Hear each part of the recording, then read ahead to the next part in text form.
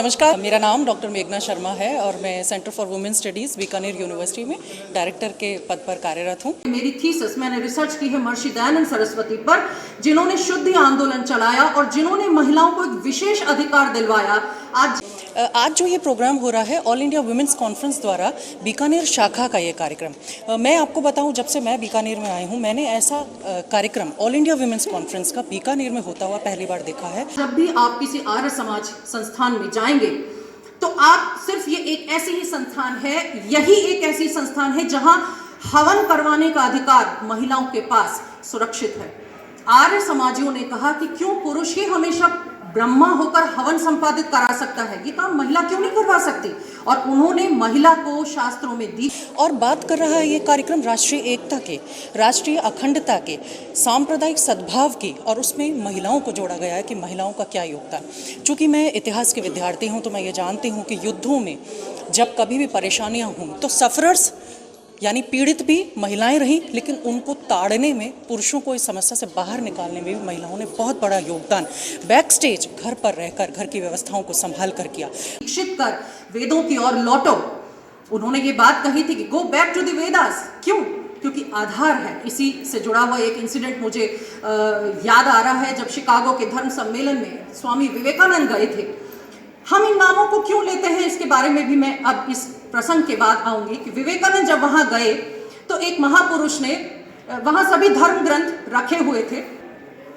भूलवश या जानबूझकर या परिस्थितिवश या संयोगवश गीता सबसे नीचे रखी हुई थी और बाकी सारे धर्म ग्रंथ उसके ऊपर सजाकर रखे हुए थे। तो किसी पुरुष ने चुटकी लेते हुए विवेकानंद से पूछा कि स्वामी जी, आपकी गीता सबसे नीचे रखी हुई है। स्वामी जी मुस्कुराए और आगे चले गए। फिर थोड़ी देर बाद वो पुरुष घूमते हुए उन्हें फिर मिला, उसे उत्तर की तलाश थी। उसने फिर कहा, स्वामी जी देखिए गीता सबसे नीचे रखी है। स्वामी जी फिर मुस्कुराए, आगे चले गए और फिर उसने अगले गेट पर उन्हें रोका और फिर कहा कि स्वामी जी मैं इस बात का उत्तर चाहता हूँ, आपकी गीता सबसे नीचे रखी हुई।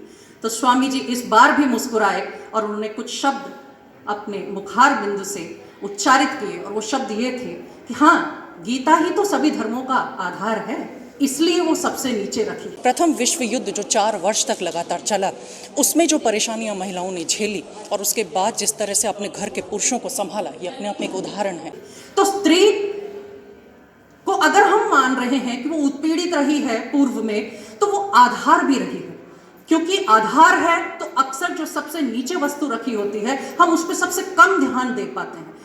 भारत की बात करें तो पूरा स्वतंत्रता संग्राम भरा पड़ा है ऐसी विभूतियों के नाम से जिन्हें हम कम पहचानते हैं, लेकिन उन महिलाओं को आज ऐसी संगोष्ठियों के माध्यम से याद करने का एक आधार हमें मिल रहा है। लेकिन आज बहुत अच्छा लगता है ये देखकर कि बड़े बड़े मंच इस बिंदु को आगे ला रहे हैं, इसमें परिष्कार करने का प्रयास कर रहे हैं कि हमें इस ओर ध्यान देना होगा, क्योंकि हमारा आधार नष्ट ना हो जाए। हमें सबसे पहले, क्योंकि जो भी महल हम खड़ा करते हैं उसकी नींव कितनी मजबूत होती है ये इस बात पर डिपेंड करता है। और इसी प्रकार किसी भी विचारधारा का महल खड़े करने से पहले हमें उसकी नींव, उसके पूर्व, उसके पास्ट, उसके इतिहास को खंगालना बहुत आवश्यक हो जाता है।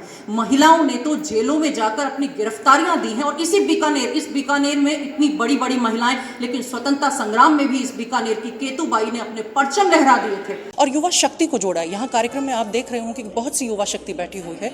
अगर ये युवा शक्ति इस बात को सुनकर, इन विचारों को सुनकर रिसर्च की तरफ प्रदत्त होती है, उन्मुक्त होती है, तो ये बहुत बड़ा एक योगदान होगा इस संगोष्ठी का कि वो हिस्ट्री में जाने की कोशिश करेंगे, वो महिलाओं के योगदान को पहचानने की कोशिश करेंगे। यही इसका आधार कहा जा सकता है और इसकी उपलब्धि भी हो सकती है।